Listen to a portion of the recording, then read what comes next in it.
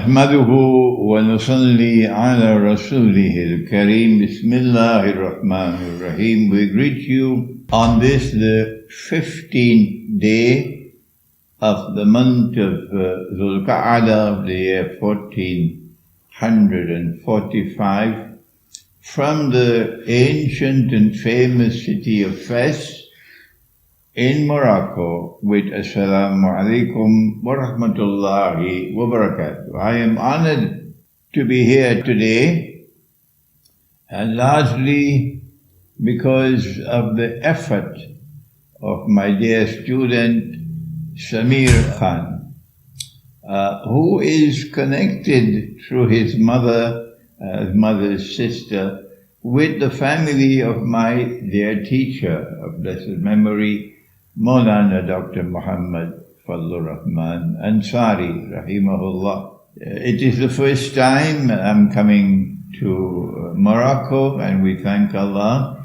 who has made this visit possible. What Samir has been doing is studying Islamic eschatology and teaching Islamic eschatology. And he has already attracted a number of others who are willing to learn and to study Islamic eschatology. Not only is he teaching Islamic eschatology and studying it, but he is living here now in Fes, and he is willing to assist all those who want to make hijrah and leave Britain, for example. He was living in Britain. I was born in Britain. But he left Britain, he married a Moroccan girl, and he's here living in Fes. And today I went with him for the Salatul Jummah in a beautiful masjid which was packed to capacity. And I then drove around in Fes, and we saw that there is a possibility for people who want to make hijrah out of Europe to come to Fes. And he was willing to assist them in making that move to Morocco. So we are happy to be with Samir today. It's my honor to be able to assist others, particularly in the West, who would like to make hijrah to Morocco, to Fez.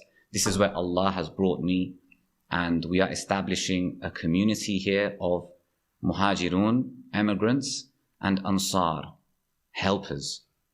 Just like in the seerah, the lifetime of the Prophet Muhammad sallallahu alayhi wa ala alihi wa sahbihi wa sallam, we invite you to Fez, marhaban bikum, and may Allah subhanahu wa ta'ala allow us to raise the kalima of la ilaha illallah, the kalima of truth and justice. Barakallahu feekum. Assalamu alaikum wa rahmatullahi ta'ala wa barakatuh. MashaAllah. Samir would like to make some comments on my book which I wrote many, many years ago, Jerusalem in the Quran. Over to you, Samir. I would like to read a short passage from Sheikh Imran Hosein's book entitled Jerusalem in the Quran, and ask him for some comments on this particular passage of his book in light of current events. When the Jews rejected Jesus alayhi salam as the Messiah and subsequently boasted that they had killed him, they remained convinced that the advent of the promised Messiah, and with him the return of the golden age of Judaism, was still to come. They believed that the return of that golden age required, among other things, the following: that the Holy Land would be liberated from the control of Gentiles, that the Jews would return to the Holy Land from their exile in order to reclaim it, that the state of Israel would be restored, that the temple or masjid would be restored for the Jewish worship of the God of Abraham, that Israel would eventually become the ruling state in the world in a manner similar to that achieved in the age of David alayhi salam, and Solomon alayhi salam, that a Jewish king who would be the Messiah would rule the world from the throne of David alayhi salam, i.e. from Jerusalem as the ruler of Israel, and finally that his rule would be eternal. Your comments, Sheikh. Barakallah feek. Bismillahir Rahmanir Rahim. The Jewish people were formerly known as Banu Israel. And at that time when they were known as Banu Israel, Allah gave a promise to them. This promise was delivered to them after the holy state of Israel had been established by Nabi Dawood and Nabi Sulaiman alayhi salam. And after that state had collapsed upon the death of Nabi Sulaiman alayhi salam, and after it had been attacked and destroyed by a Babylonian army, and the Israelite people had been enslaved and taken into exile in Babylon. All of this is Jewish history, but also it is covered in the Quran. It was at that time when they were in Babylon that Allah subhanahu wa ta'ala delivered a promise to them through His prophets, that He was going to send someone who would be known as the Messiah, and that He would be their prophet, and that He would restore the golden age when the holy state of Israel was established in the Holy Land, and it had become the ruling state in the world, and they, the Israelite people, will once again rule the world. This was the promise which was delivered to them about the advent of the Messiah. And we know that Allah allowed them to return to the Holy Land after some time in exile in Babylon. And we know that the temple was rebuilt, but the Holy Land remained under Roman rule. And we know that Allah did send the Messiah to them, but He tested them. Some of them passed the test, and they accepted Nabi Isa alayhi salam, Jesus, the son of the Virgin Mary, as the Messiah. But others failed the test because they said, وَنَعُوذُ بِاللَّهِ مِنْ هَذَا, he's a bastard, because his mother was not married. Allah tested them and they failed the test. Nabi Isa alayhi salam, when he became an adult, he said, I am the Messiah. But they rejected him. They rejected him, among other reasons, because Allah tested them, as I said earlier, and they failed the test. And so they rejected him as the Messiah, and they believe that the Messiah is still to come. And that's where we took up that passage in the book. They are still waiting for the Messiah to come 2,000 years later. It is a cardinal article of faith for these people that Allah's promise must be fulfilled, the Messiah must come. After the attempted crucifixion, Allah no longer refers to them as Banu Israel. No. Now they are divided into two.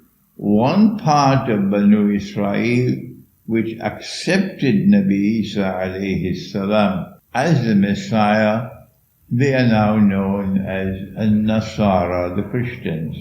And I have explained elsewhere why Allah used the term Nasara for them and what's the meaning of Nasara. And the other part which rejected him as the Messiah was now known as Al-Yahud, and the English translation will be Jews.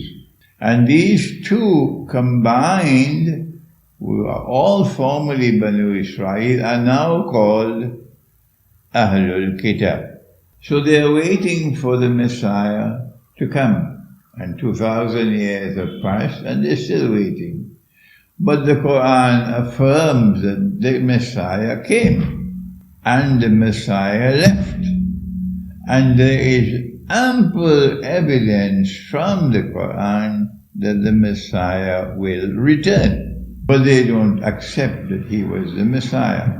There are only two people on the face of the earth who accept Nabi Isa alayhi salam as the Messiah. Only two. They are those Israelites who followed him and accepted him as Messiah, and are today known as Nasara or Christians. And there is the Ummah of Muhammad, Allah's blessing be upon him, who because of the Quran, they also accept him as the Messiah. Both the Quran and the Christian community, both of them have this belief that before the Messiah returns, Allah is going to send someone whom Allah has created. And he is an evil being. Can Allah create an evil being? The Quran says, بَعَوْذُ بِاللَّهِ مِنَ الشَّيْطَانِ الرَّجِيمِ قُلْ أَعُوذُ بِرَبِّ الْفَلَقِ مِنْ شَرِّ مَا خَلَقَ. Yes, the Quran has affirmed that Allah can create evil, and if He can create evil, then He can create an evil being. And that evil being, our Prophet has described him as Al-Masih al-Dajjal. Dajjal, the evil being who has a PhD in deception and who wants to impersonate the Messiah. So he's the great pretender, the great impersonator. And he will be sent into the world, and he will make his appearance as a human being eventually, just before the true Messiah is to come. And when the true Messiah comes, he's going to kill this false Messiah. And now what we have is a process known as logical deduction. It is a part of the process of thinking that we should be able to deduce matters logically. That is part of the process of thinking, logical deduction. And Allah Ta'ala has affirmed again and again in the Quran that He sent the Quran لِقَوْمِ يَتَفَكَّرُونَ. He sent the Quran to people who think, and He condemns those who don't think. إِنَّ الشَّرَّ الدَّوَّابِ عِنْدَ اللَّهِ الصُّمُّ الْبُكْمُ الَّذِينَ لَا يَعْقِلُونَ. That the worst creatures with Allah are the deaf and the dumb who don't think. So we have the right to think, and we have the right to engage in logical deduction.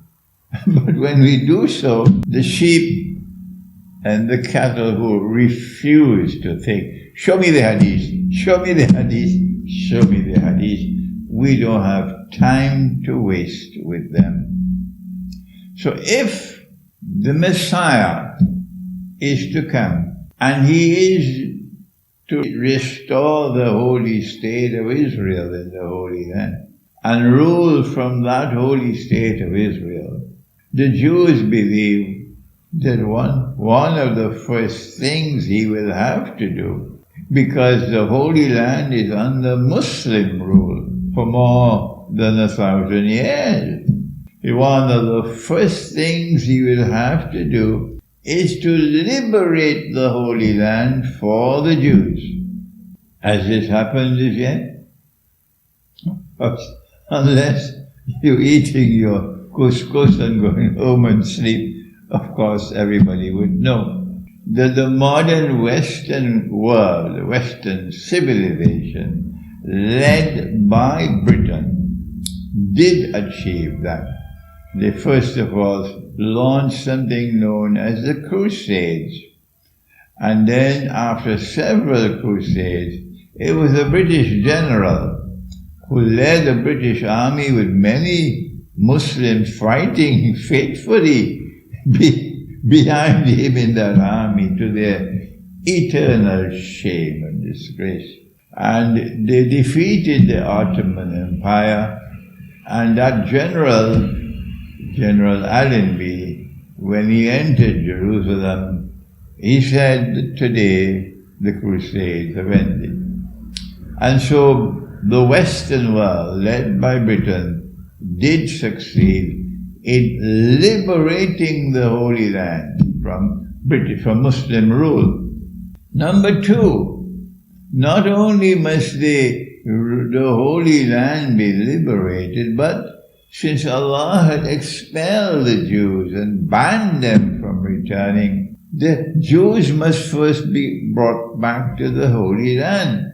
And in the Quran we know that it is Gog and Magog who will take a people back to a town which Allah destroyed. And we have identified that as Jerusalem.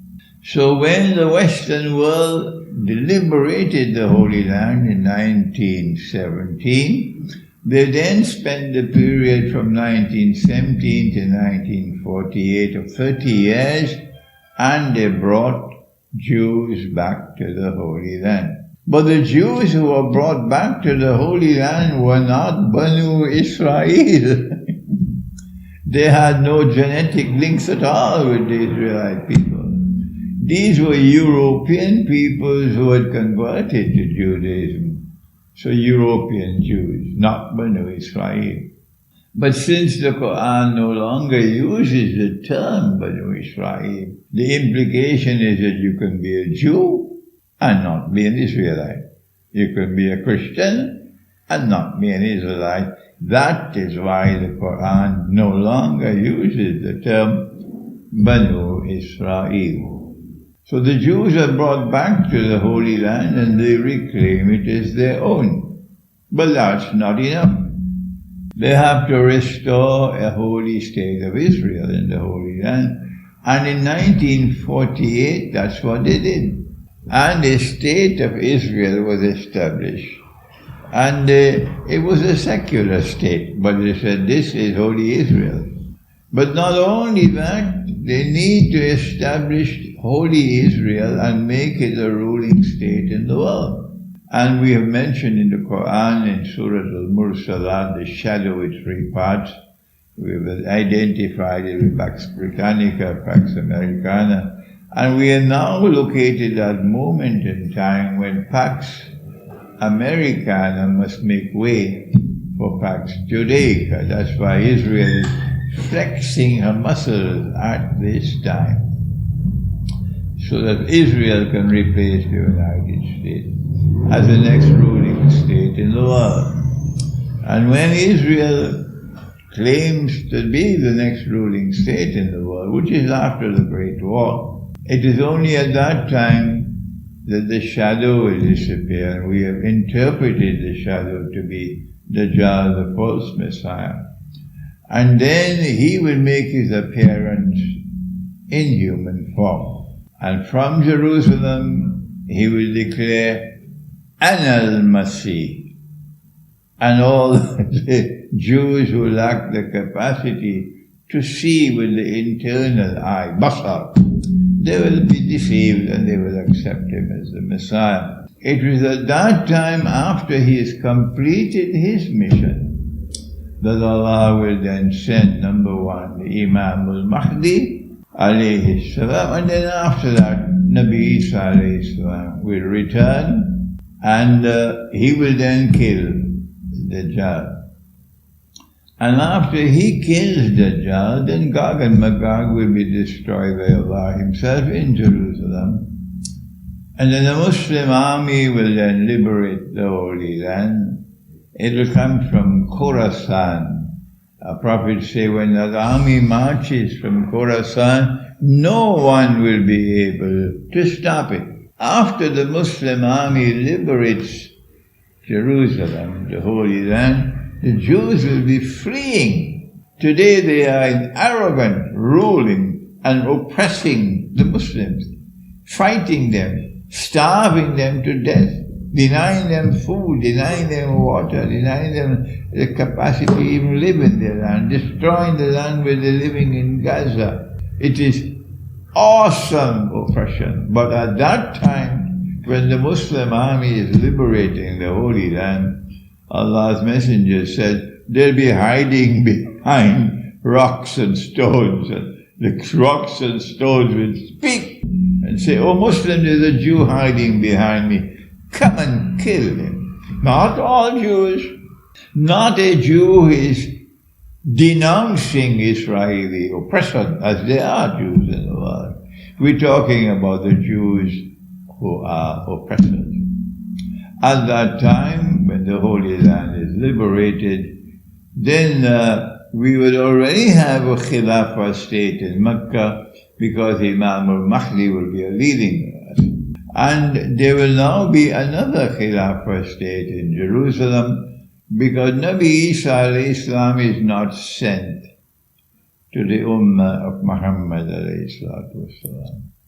Be careful, be careful, be careful to remove this brainwashing which has taken grip of the Muslim mind. It is Allah who decides, not you. And Allah has decided that Nabi Isa alayhi salam was to be sent to one people.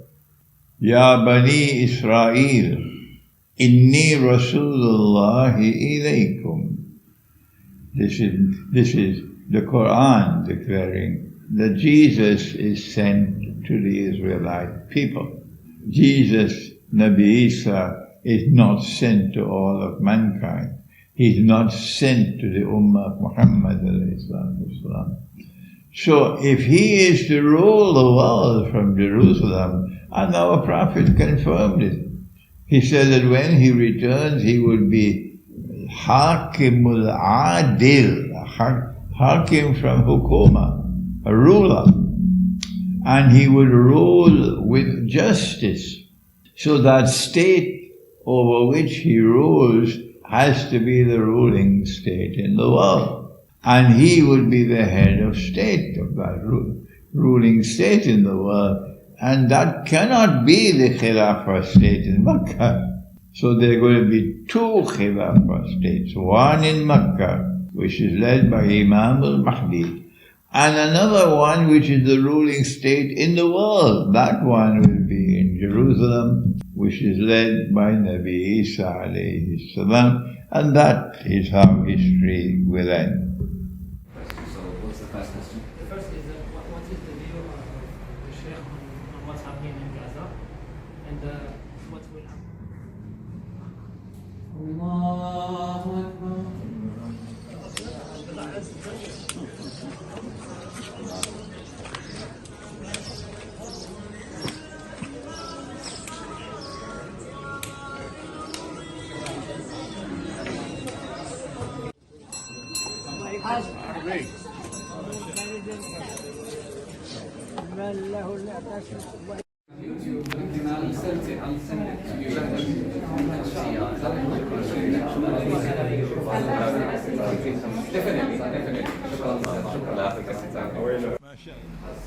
And what do you think would happen after this genocide?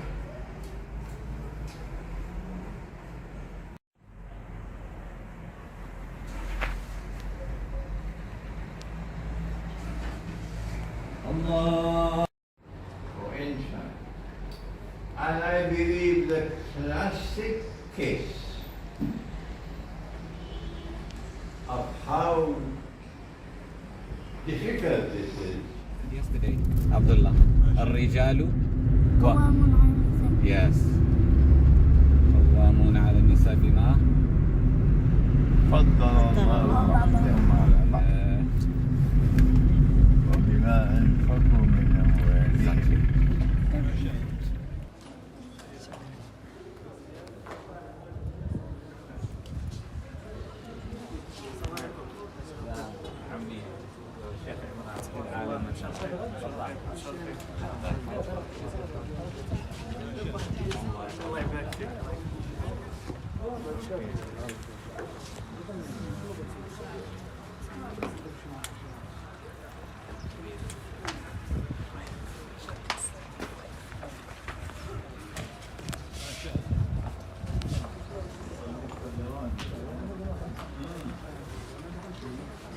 Ma, fascia così.